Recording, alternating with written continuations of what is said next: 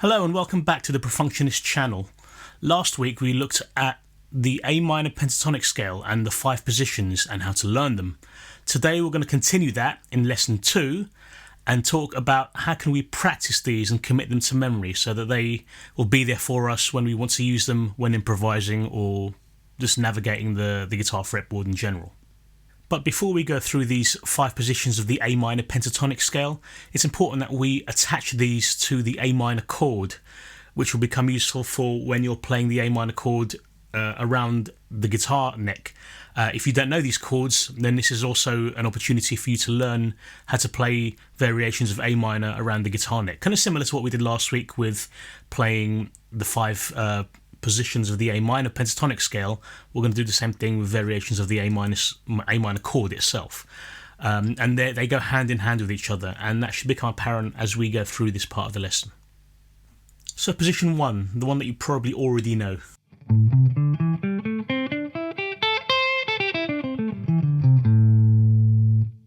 Okay, so in this position that we're in, this 5th fret position, A minor, you've probably seen this before. Okay, it's a bog standard A minor bar chord. You can also use the A minor 7 chord, which some of you might have done like this, with the same as the A minor bar chord but without the little finger. That'll work here as well, but they're both in the same position. All 3 of those chords, all 3 variations of the A minor chord. And so if you're ever jamming A minor here,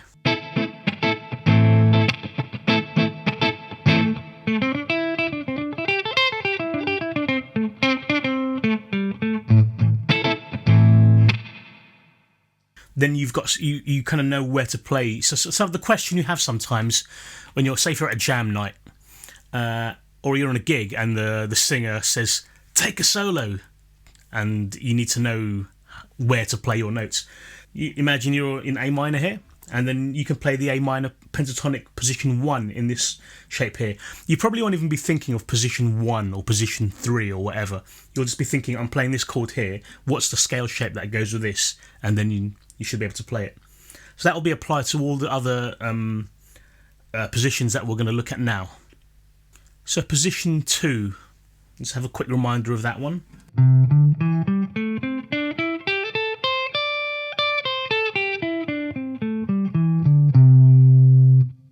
Okay, so here we can use a kind of there's a couple of A minor type chords we can use here. Here's our root note here. Yep, that's the 7th fret on the D string, and then you can, if you play that note with your first finger and use your other fingers to play like a D minor shape 1 fret higher. It's actually where this chord comes from, is D minor, from down here. But we're going to move it up to here.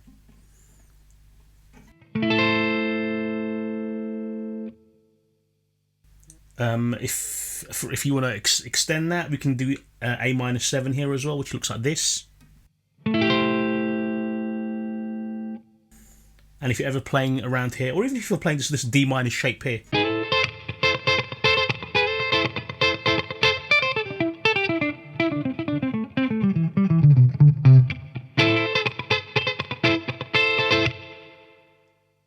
then you kind of know what scale shape you can use while you're here. Obviously you can still go back to position 1 if you wanted to, but if you wanted something in the area, that's how you would do it. So let's go through those chord shapes again. A minor, A minor 7. To be honest, I actually don't really play these shapes like this very often. I have done, but very rarely. If I do play something, it would probably be the D minor shape, just those 3 notes, like a kind of like a reggae kind of thing or a funky thing.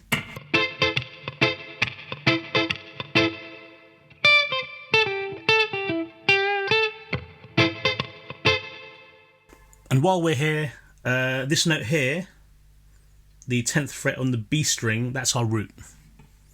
So if you are improvising and you want to come home, you want to try and have an ending, come up with an ending for your improvisation,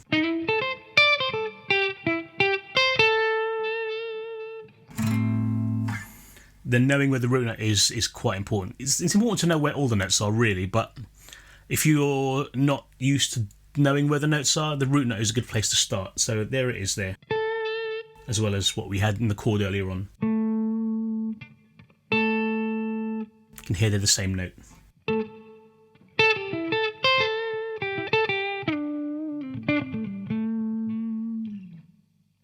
Alright, so position 3, we are now up at around about the 10th, 12th fret area, and our root note is here.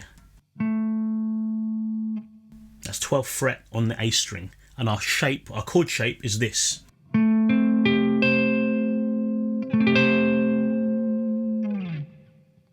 And let's go over our scale shape again. I'll play the chord and I'll play the scale shape.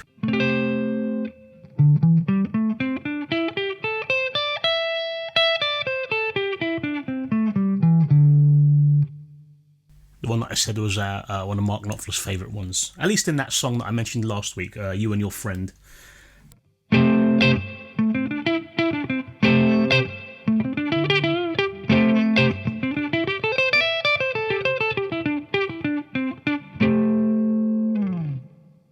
Alright, position 4, 12th fret, and our root note is the same, 12th fret on the A string. Okay, and our shape is this. You might have seen this before. That is our A minor 7 bar chord, root on the 5th string. You can also play A minor. So if you're playing a song that goes something like this.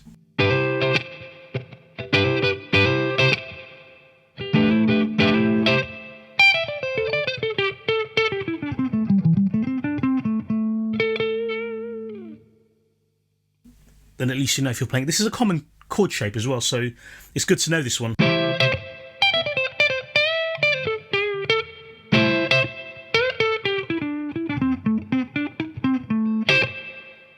So it's good to know this this chord shape, which you may well know this one already because it's quite a common one, like the first one.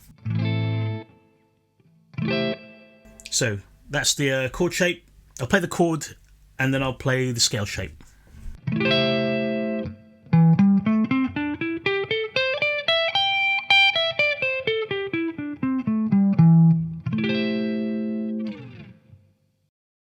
So position 5, we're going to be back up here on the 17th fret of the E string, or you can also go back to the root note all the way down at position 1, 5th fret on the low E string.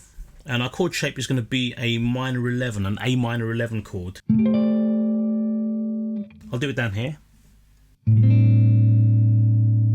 You can also use your minor 7 chord here. Kind of roughly the same hand position. Okay, and our shape, I'll go back up here again, is our scale shape is.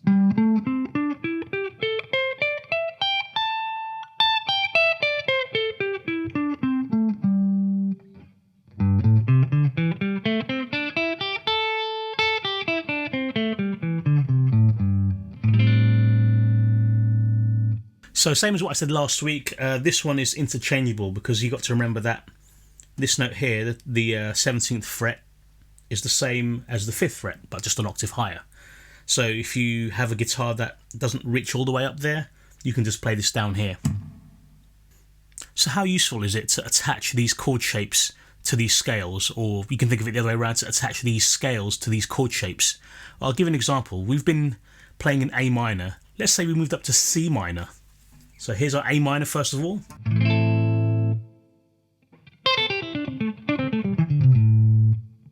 Now we're playing another song in the key of C minor,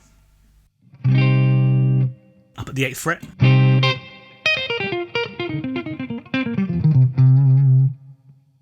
So now we've just taken that scale shape along with the chord. If you know where the chord is, you essentially know where this scale shape is. So now in the key of C minor, and you can do your improvisations here. You obviously will need to know where C minor is elsewhere on the guitar. So for example, this C minor here, C minor 7.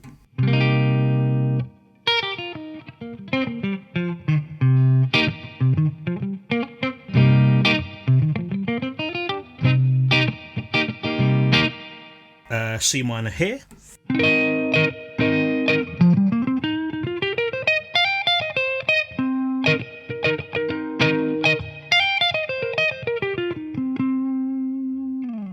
Let's say you're in the key of E flat minor.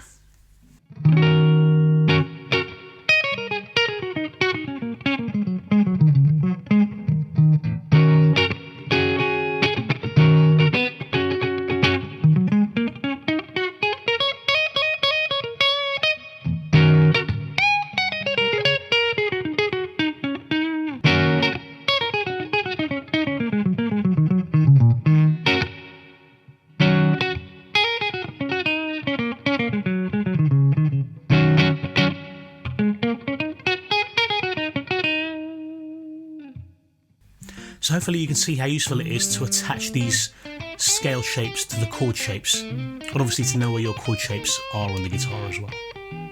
If you enjoyed that video, if you got some value from it, please consider liking this video and please consider subscribing. We're still a young channel, we're still trying to grow, we're still trying to get the message out there. So please come be part of the community and check us out on social media as well. And I hope you enjoyed that. I'll see you in the next video for some more of the same. Take care.